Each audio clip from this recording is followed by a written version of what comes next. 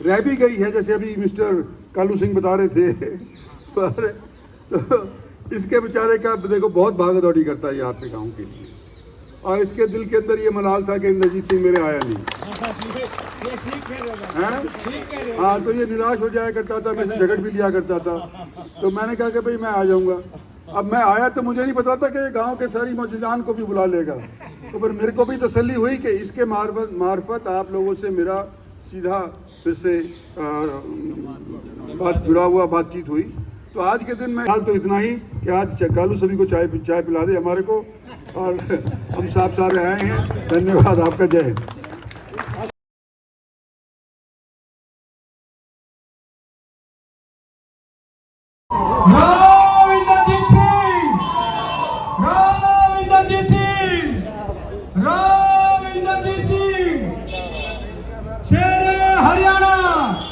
हरियाणा की आन बान शान राव इंद्रजीत सिंह हमारे बीच में पधार चुके हैं। मंत्री केंद्र भारत सरकार में स्वागत करने के लिए सब गेट पर पहुंच जाए राव साहब इंद्रजीत सिंह का। राव इंद्रजीत सिंह।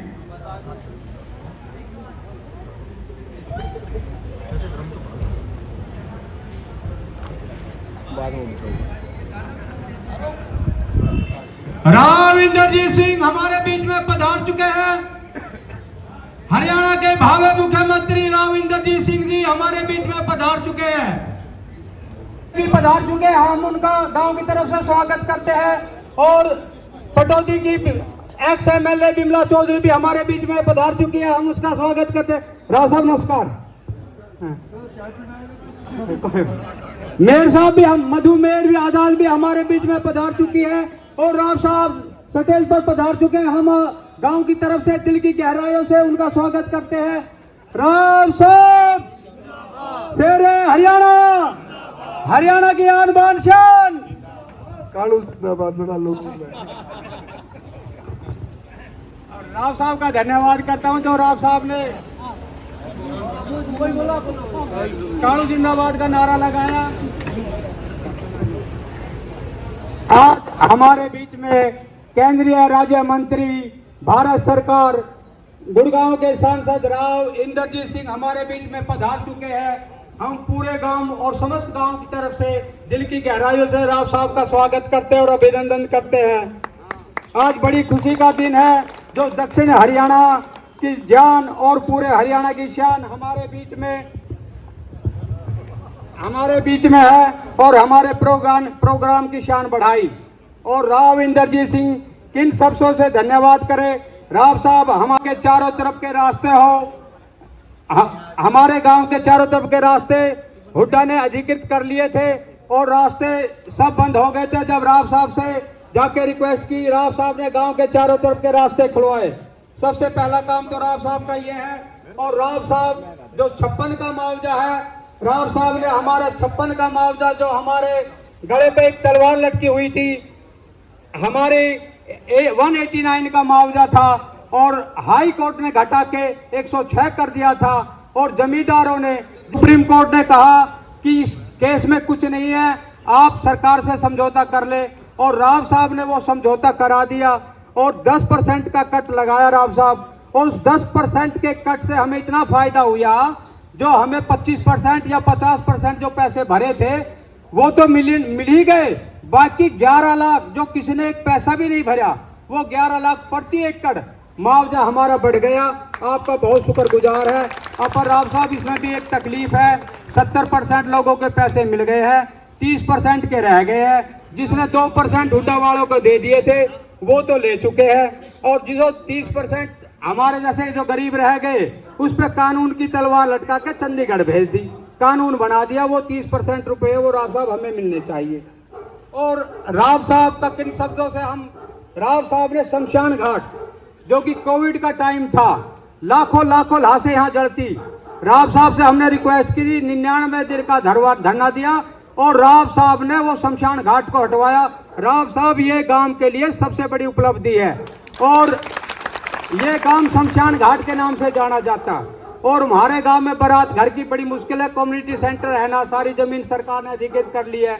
हमने राव साहब से रिक्वेस्ट की, राव साहब एक कम्युनिटी सेंटर हो, राव साहब ने कहा भाई कहाँ बन सकता है, तो मैंने जगह बताई दी ऐसे ऐसे नैया की ढाणी पर जमीन है जो पुलिस वालों के लिए दी हुई है, थाने के लिए आप उस, तो राव साहब ने मुख्यमंत्री से लिख के वो कम्युनिटी सेंटर बनवा दिया। एक बूस्टर स्टेशन राव साहब ने बनवाया और हाल में ये गेट का है। और कम्युनिटी सेंटर की सबसे बड़ी उपलब्धि राव साहब, मैं बार बार यही कहूँगा कि शमशान घाट की रही। रात दिन भूत नजर आते, सच बात है ये, हम कह देते भूत नहीं है, नहीं है, डर तो डर ही है। हम तो यहाँ से निकलते और वो देखते कि शमशान घाट की रेहड़ी जा रही है। तो राव साहब इसका आप किन शब्दों से आपका, और एक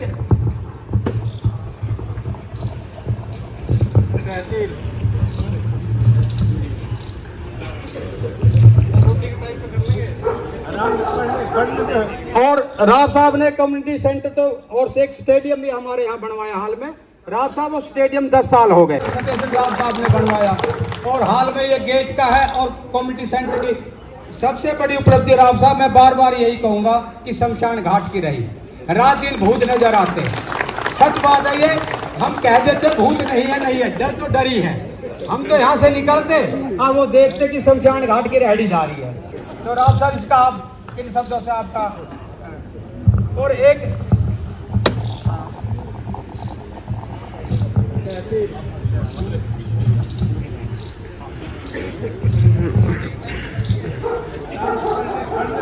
और राव साहब ने कम्युनिटी सेंटर तो और एक स्टेडियम भी हमारे यहाँ बनवाया हाल में।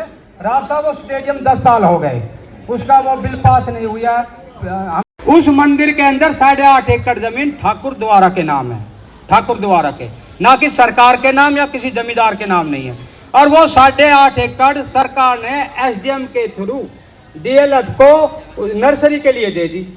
और जबकि हमारा वहाँ मंदिर बन रहा है और ना हमें वहाँ कोई बिजली, हमें बिजली के लिए टंकी भी वो बिजली वालों ने भेज दी थी, लाइनें भी बिछा दी थी, डीएलएफ वालों ने सबकी हटा दी। और वहाँ गौशाला भी है। राव साहब बहुत परेशानी है, अगर आप वहाँ जो है ना डीएलएफ के बीच में 8.5 एकड़ हमारी गांव की याददाश्त के लिए 4000 भी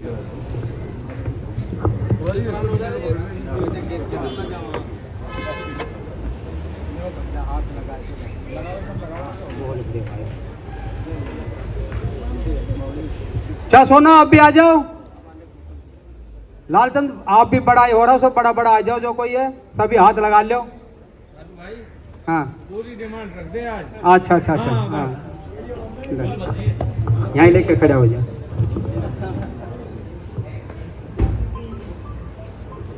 रख दे आज। अच्छा अच्छा, हाँ अच्छा, बस यहीं लेके खड़ा हो जाओ।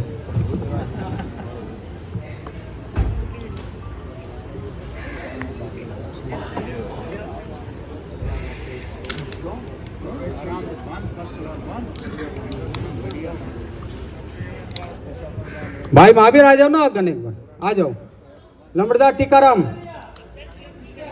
आ जाओ। दिए जाते हैं। आज तो सोशल तौर के ऊपर आपके गांव के अंदर आया हूं और मेरे साथ जितने भी मंच के ऊपर बैठे साहिबान, ये भी उसी तौर के ऊपर मेरे साथ यहाँ उपस्थित हुए हैं। तो सबसे पहले तो मैं ये कहना चाहता हूँ कि पिछले इलेक्शन के बाद कोविड का प्रकोप सारे देश के अंदर, सारे विश्व के अंदर फैल गया और जिस उम्मीद से लोगों ने मुझे बनाया था, जिस उम्मीद से मेरी सरकार नरेंद्र भाई मोदी को बनाया था, कोविड की वजह से थोड़ी स्लो स्पीड हो गई उसकी। लेकिन उसका एक असर ये भी हुआ कि विश्व के अंदर हिंदुस्तान की पहचान दोबारा से, लेकिन आज के दिन हम ऐसे हो गए कि जब कोविड का प्रकोप आया तो वैक्सीन हम देने वाले हो गए और उन मुल्कों को देने लग गए हम जो मुल्क अपने आप को हमारे से ज्यादा समृद्ध समझा करते थे। और आज के दिन अगर देखा जाए, गुर्बत तो बढ़ी है कोविड की वजह से, वैसे भी जनसंख्या के मुताबिक हमारे को रोजगार भी कम मिला है, लेकिन अगर हम बड़े मानचित्र पे अगर इसका अपनी नज़र दौड़ाएं तो ये मालूम होता है कि आज के दिन हमारी आर्थिक व्यवस्था जितने भी बड़े मुल्क हैं उनके अंदर सबसे अव्वल रफ्तार से बढ़ने लग रही है। हमारी जीडीपी सबसे अव्वल रफ्तार से बढ़ने लग रही है। और आने वाले समय के अंदर हम क्या होंगे क्या नहीं होंगे वो हमारी और आपकी पीढ़ी तय नहीं करेगी। इसको तय करेगी जो आज के दिन 25 बरस के हैं, 50 बरस के बीच के अंदर के हैं। 75 साल के अंदर आजादी के बाद जिस मुल्क के अंदर सुई नहीं बना करती थी, आज अंतरिक्ष के अंदर स्पुतनिक भेज रहे हैं। 5000 किलोमीटर की मार करने वाली एक मिसाइल भेजने लग रहे हैं जो चाइना की बीजिंग के अंदर भी जा सकती है। ये आज के दिन हमारी उपलब्धि है। हमारे से ताल्लुक डायरेक्ट ना रखती हो लेकिन हमारी सुरक्षा के लिए ये ज़रूरी है। और जब मैं सुरक्षा की बात करता हूं तो ये 75 साल जो गुजरे हैं, हमारे आपके देहात के बच्चे हर एक वर्ग के, हर एक मज़हब के, चीन की सीमा के ऊपर, पाकिस्तान की सीमा के ऊपर हमारी हिफाजत करने के लिए अपनी जान हथेली पे रख करके वहाँ पहुँचते हैं।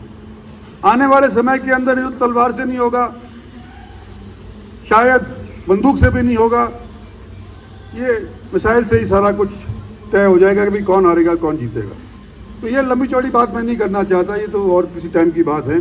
मैं तो आज मोटे तौर के ऊपर ये कहना चाहता हूँ कि वजीराबाद गांव और वजीराबाद गांव के अंदर जो रेजिडेंट वेलफेयर एसोसिएशन के लोग और साहिबान यहाँ आए हैं और जो उनके रिप्रेजेंटेटिव यहाँ उपस्थित हैं, उन सबको मिलाकर के मुकम्मल तौर के ऊपर धन्यवाद करना चाहता हूँ कि आप लोगों ने पिछले दिनों के अंदर मेरा जो सहयोग किया वो मेरे को पता है, उस चीज़ का मुझे एहसास है। आपका बहुत बहुत शुक्रिया।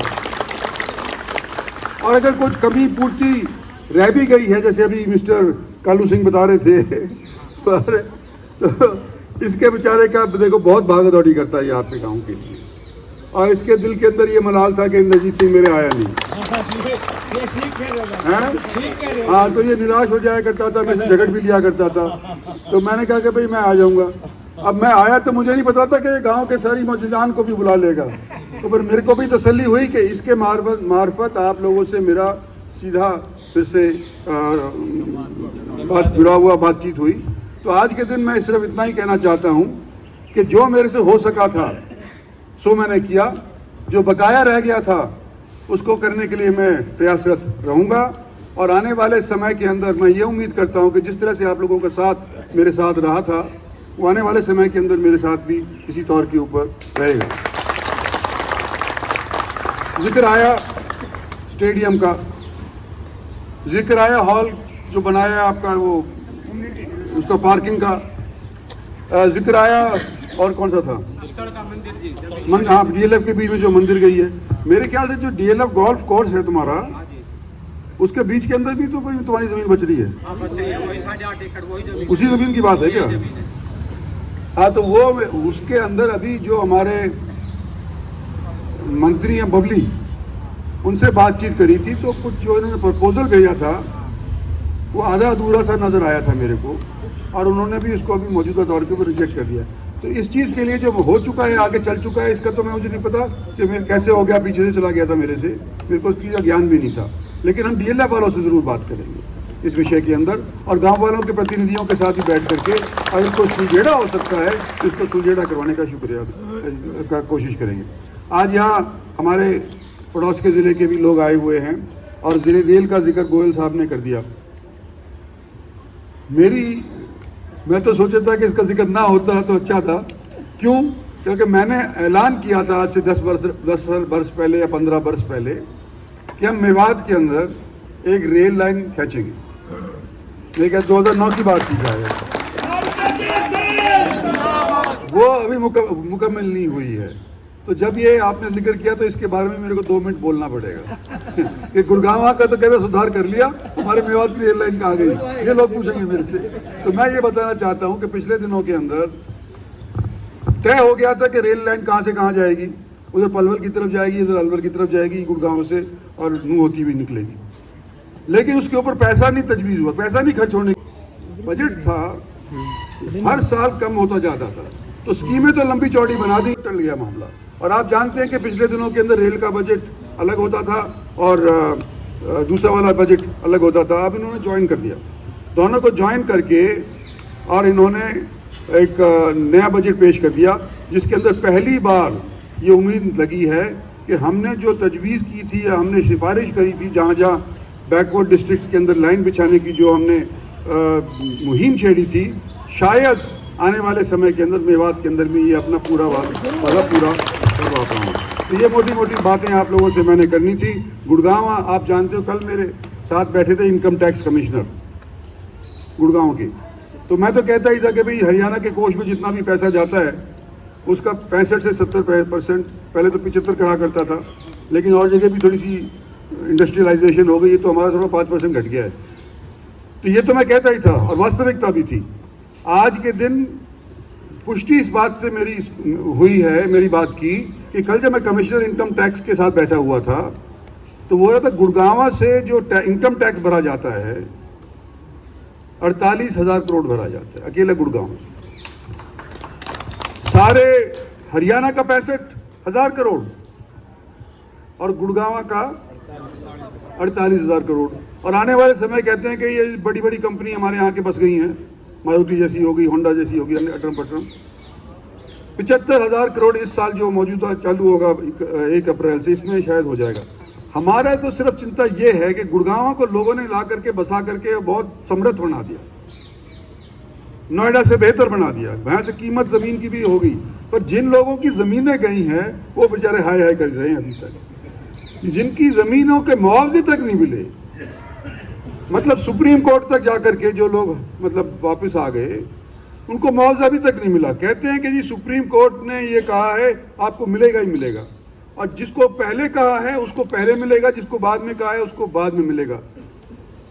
लेकिन अभी तक इस स्टेज के ऊपर भी सबने सुना है, कुछ लोगों को, और ये बैठे हुए भी हैं, हमारे पास कई बार चर्चा भी कर चुके हैं, कई लोगों को 30% हो 35% हो, मुझे नहीं इतना पता कुछ, लेकिन ये हमारे सरकार के लिए सोच विचार करने की बात है कि इस तरह से मुआवजा सुप्रीम कोर्ट का फैसले के बाद भी ना दिया जा रहा है तो वो गलत है।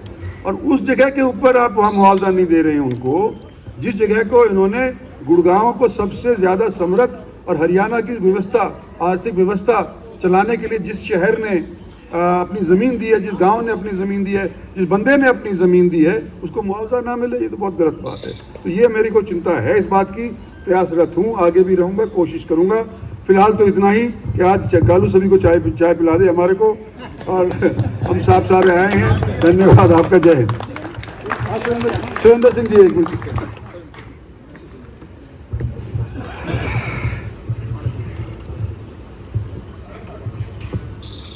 आदरणीय की मांगे राव साहब। और अब मैं युवा साथियों से संदीप, मनीष सिंह, पंडित जी से सबसे आग्रह करूंगा, एक बार राव साहब का आकर स्वागत करें फूल माला से। संदीप, अनिल, हाँ दे दो।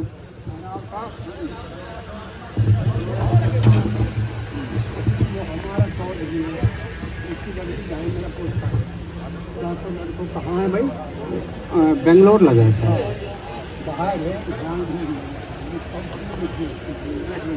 इसके पास साथियों से संदीप, मनीष सिंह, पंडित जी से सबसे आग्रह करूंगा, एक बार राव साहब का आकर स्वागत करें फूल माला से। संदीप, अनिल, हाँ दे दो। हम तो भाई युवान बूढ़े सब यूथ फेस्टिवल में जा जी। भाई महिपाल, आप महिपाल आ जाओ। अब राव साहब दो पड़े, जिस बंदे ने अपनी ज़मीन दी है उसको मुआवजा ना मिले, ये तो बहुत गलत बात है। तो ये मेरी को चिंता है इस बात की, प्रयासरत हूँ, आगे भी रहूँगा, कोशिश करूँगा। फिलहाल तो इतना ही कि आज कालू सभी को चाय पिला दे हमारे को, और हम साफ सारे आए हैं। धन्यवाद आपका, जय हिंद। राव इंद्रजीत सिंह जी मंच पर आसीन, हमारे बिमला बहन जी, प्रोफेसर हंसराज जी, श्रीमान सतीश जी, और बहन जी हमारी जो मेयर हैं मधु आजाद जी, और मेरे सामने बैठे हुए बुजुर्गों, नौजवान साथियों, आज हम सब खुशकिस्मत हैं, हम बड़े भाग्यशाली हैं कि हमारे राजा साहब हमारा प्रतिनिधित्व करते हैं। वो देश की पंचायत में अलग दिखाई देते हैं। ऐसा सांसद दूसरा मिलना मुश्किल है। और देखिए, मेरे गांव में आज से पहले कभी एक मोहर नहीं लगी, राव साहब की एक मोहर लगी। और हमने एक डिमांड रखी जो इलाके की थी, जो बॉम्बे रोड है उस पर कहीं भी कट नहीं है। हमने साहब से एक डिमांड रखी थी कि साहब, यू बॉम्बे रोड हमारे सहारे जा रहा है, लेकिन मेवात मोहर नहीं लगी, राव साहब की एक मोहर लगी। और हमने एक डिमांड रखी जो इलाके की थी, जो बॉम्बे रोड है उस पर कहीं भी कट नहीं है। हमने साहब से एक डिमांड रखी थी कि साहब, यू बॉम्बे रोड हमारे सहारे जा रहा है, लेकिन मेवात का आदमी तो चढ़ नहीं सकता। साहब ने कहा कि मेवात का आदमी इस रोड पर जरूर चढ़ेगा, बॉम्बे जाएगा। आपका मैं धन्यवाद करता हूं कि आप लोगों ने 90% वोट, इस इलाके ने 90, 95 और 100% भी वोट आपने दी, इसलिए इसका धन्यवाद करते हैं। मेरा इलाका पिछली बार पीछे रहा था वोट देने में, पर अब की बार मैं ऐसे गांव के व्यक्ति को लाया हूं जहां पर 1857 में 52 लोग शहीद हुए थे और 33 नंगली गांव के, इनके गांव, जिस गांव के सरपंच अब्दुल्ला जी, उनको लेकर आया हूं। और विश्वास दिलाता हूं 2 लाख वोट इस बार मेवात राव साहब को देंगे।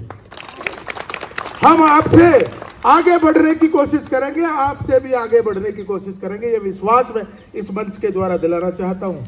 और हम तो भाग्यशाली है जी, धन्य है जो हमारे ऐसे सांसद और ऐसे राजा साहब मिले हैं जो बात कह दी उससे कभी पीछे नहीं हटे। तो मैं तो आप सबका बहुत बहुत धन्यवाद करता हूं। और पंचायत में इनकी आवाज गूंजेगी। इस इलाके के लिए हमें एक उपहार तो यही दे दिया, केवल देख करके मेवात के लोग आए, रेल लाइन हमको दे दी, रेल दे दी। इससे बड़ी बात और क्या हो सकती है, जो मांगी भी नहीं थी और उन्होंने दे दी। हम उनका बहुत बहुत धन्यवाद करते हैं। जय हिंद, जय भारत। राव साहब का गांव वजीराबाद आने पर हम बहुत बहुत धन्यवाद करते हैं। साथ में मधु मेहर, बिमला चौधरी, प्रोफेसर हंसराज, भाई सुशील, सतीश नागर, हम सभी हार्दिक दिल की गहराई से धन्यवाद करते हैं। और राव साहब, अब खाने का प्रोग्राम है, प्लीज़ एक बार खाना लेना है आपको। और सभी भाइयों से अनुरोध है, जितने भी हैं अंदर खाना लगा हुआ है, प्लीज़ एक बार खाना लेना है आपको। और सभी भाइयों से अनुरोध है, जितने भी हैं अंदर खाना लगा हुआ है, सभी भाइयों से हाथ जोड़ कर विभिन्न निवेदन है कि सब खाना और लंच लेके जाए भाई सबसे।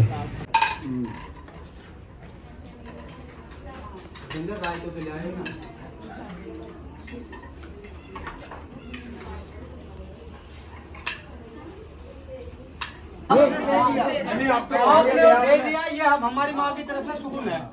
बहुत है, आपने सब आ जाओ। ये हमारी छोटी बहू है, डॉक्टर है अमिता यादव। नवे कर लिए नहीं अरे वो तो चालू भाई, अब मना मत करो भाई, ठीक ना। अब मना हमारे सुकून है, कैसा मना करो। मेरे हो गए नहीं पैसे अभी? ना मैंने दे दिया 100। मेरे पैसे हो गए तो मैं किसी ने घर के जाने का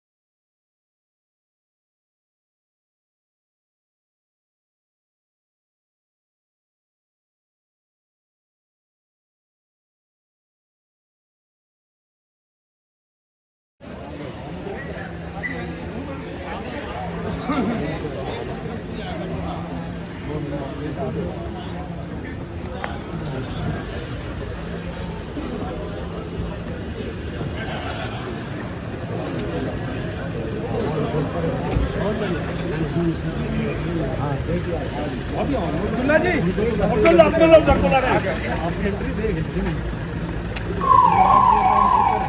कर करनी बात और पर कोई